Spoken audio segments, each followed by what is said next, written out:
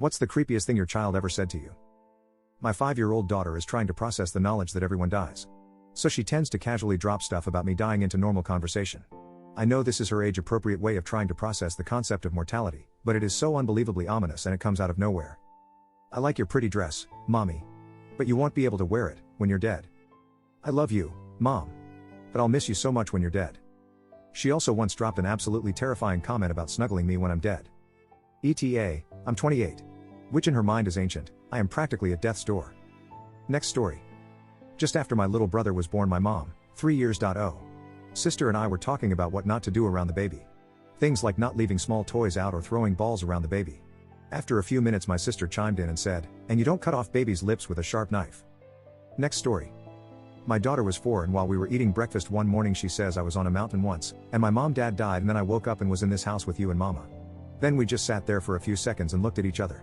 Then she said she wanted to watch Paw Patrol. Next story. My youngest, was 4, was on the carpet playing with his cars. Son, I can't wait to get a new house when this house explodes.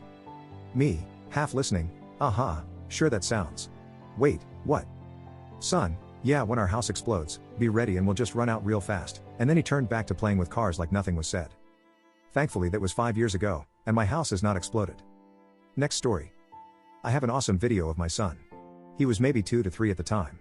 He was taking a quarter and trying to put into the slot just above the door handle of a closed closet. He kept repeating his name, pay the lady, I pay her. When I asked what he was doing he responded I have to pay the lady in the closet. I asked him why is there a lady in the closet. He said she lives there. I pay her. Next story. Definitely thought it was more funny than creepy, but when my kid was 2 he was scribbling on a piece of paper and quietly sang, to the tune of row, row, row your boat, scrape, scrape, scrape your eyes today. Next story. Not said to me, but to one of my colleagues. She has 2 sons, and the younger started to have these terrible nightmares where he's being chased by someone with a huge knife and wants to murder him and all the kids. He would, as you can imagine, wake up screaming and refusing to go back to sleep. And then he asked his mom, Mommy, is there a way how I could make myself not alive? I don't want to live like this anymore. I can't even imagine how his mom must feel when it's her child, but damn. Next story. When I was 16 and my younger brother was 9 he once said with a dead straight face, and I quote, if I was to murder you in your sleep no one would know or say it was me because I'm just a kid and kids can't kill people. I had to sleep with one eye open after that. Next story. I was talking to my son when he grabbed my face, got really close, and whispered, Mommy, you're talking too loud. You'll wake up Abiyoyo. Me whispering, who's Abiyoyo, buddy? Son whispering, Abiyoyo is my friend. Me, where is Abiyoyo? Son, in the mountain. He's sleeping. We live near a large mountain range. Me, why do we have to be quiet? Son, he eats kids when they're too loud. Sometimes when we were too loud he would tell all of us to be quiet then run to the window to see if Abiyoyo was coming. For a while I was afraid of looking up Abiyoyo online for fear that it'll be some ancient demon or something, but my son kept bringing him up so I finally got over myself and found out that Abiyoyo is a South African folk tale about a giant who lives in a mountain who comes down to eat the village livestock. Afraid that he will eat the villagers next, they find a way to stop him. They read the book to him at school. Next story. My 3-year-old came up to home, gave me a hug, then whispered in my ear, don't go to work, you will die in a wall. I drive to work and work in construction. Decided to work from home that day. Next story. A year ago my daughter was having night terrors, she was 4 at the time. Would wake up screaming every night around 3 a.m. My wife and I would go stay with her until she fell back asleep. We assumed she was just having nightmares but one morning she had told me that she was afraid because there's a man in her closet that doesn't have a head who keeps waking her up. Next story. When my daughter was just 2 she said a couple of things that freaked me out. One night she was looking up at the full moon from a stairway landing window. I thought it was cute so I went up and asked her what she was thinking. Imagining she'd say something like, is the moon really made of cheese, Daddy? Or something like that. Instead she looked at me and in a creepy old woman voice said, we are all in the same cage. Like a good horror movie Dad, I ran to the basement and pretended nothing happened. Next story. My little sister had some creepy moments when we were younger.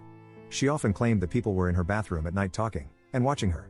She called them Poe and the Tape Monster. There are a couple stories regarding them, both funny and creepy. One night she woke up scared and went to my parents' room to sleep with them. Before she went back to sleep, she used their bathroom, and when she came out she said, why are there people in your bathroom, Mommy? Dad was out of town. Mom still swears this was the scariest thing any of my siblings ever did. Next story. My son tells me stories of scary Uncle Michael in his bedroom at night. He says he's a gray man that looks like his uncle and he climbs on walls and calls out to him, and one night he tried to eat him. Yep, nightmare fuel. Next story.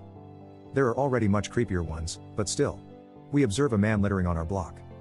3 Yo daughter, he just littered. Me, he did. Littering is bad. Daughter, he should be executed. By which she meant, specifically, having his head cut off. Me, maybe not for a first offense. Next story. My 3-year-old son was swinging a plastic sword around, almost hitting a bunch of stuff including his baby sister. So I told him if he doesn't stop swinging it around I was going to throw it away. His response back was, if you throw my sword away, I'll go to the store, buy a real one and cut your head off. Next story. My ex-father-in-law died a couple years before my daughter was born, so she never met him. He was known as a pretty funny guy, always quick with a one-liner. As strange as it sounds, there were no pictures of him around until my daughter was about 4 years old and my ex-mother-in-law set one next to the urn where his ashes were kept. The first time my daughter saw the picture she pointed to it and said, "That's Grandpa. I like when he looks in my window and makes me laugh. I don't like his friends, though." She had never mentioned this. When I tried to ask her about it, she seemed nonchalant. She's older now and says she doesn't remember it. I'll never forget it. Next story. It was a Saturday morning a few years ago, and my wife and I were still in bed, and she was trying to convince me to make pancakes for breakfast. My oldest son, about 6 at the time, came into the room and agreed with her. He then said, "You should make some for Tyler, too." Now, he had never had imaginary friends, and we didn't have anybody in the house or family named Tyler, so I was curious and asked him who Tyler was. Tyler is the man sleeping in my bed. Anyway, turns out a local teenager had gotten pissed drunk the night before, jumped into the local public swimming pool, gotten separated from his friends and wandered into my house, thinking it was his friends, very suburban, all houses very similar, and passed out on my son's bed in his wet chlorinated clothes. My son thought this was fine and went downstairs to watch TV in the living room until he fell asleep on the couch, which was apparently the height of awesome for a 6-year-old. We called the cops. He was incredibly embarrassed, apologetic, and still quite drunk, and they came and took him home. Next story. Copy-paste from other times I've told the story here. Purple Mommy. When my son was first learning to talk, he would tell us about something called Purple Mommy. It could be an imaginary friend, but these details are a little bit creepy. Here's a few of the Purple Mommy details. Purple Mommy is all purple with long hair and bright all white eyes. At the time he mixed up purple with black, so he could have meant she was all black. Purple Mommy picks him up at night, and turns off the lights. We would often find my son out of his crib in the morning, which would mean him crawling over the railing into the ground, at a time when he was barely walking. Definitely found the lights in his room off a few times too, even though Hess terrified of the dark. Purple Mommy needs a bandage because she has blood everywhere. Purple Mommy has no smile, meaning a mouth. Purple Mommy can take her head off. Purple Mommy really doesn't like Daddy. He told us all of this stuff for maybe a year or a little more. If we ever asked where she was, he'd always point to the same spot. A corner of the room behind his open closet door. He would also wake up crying almost every night during this time.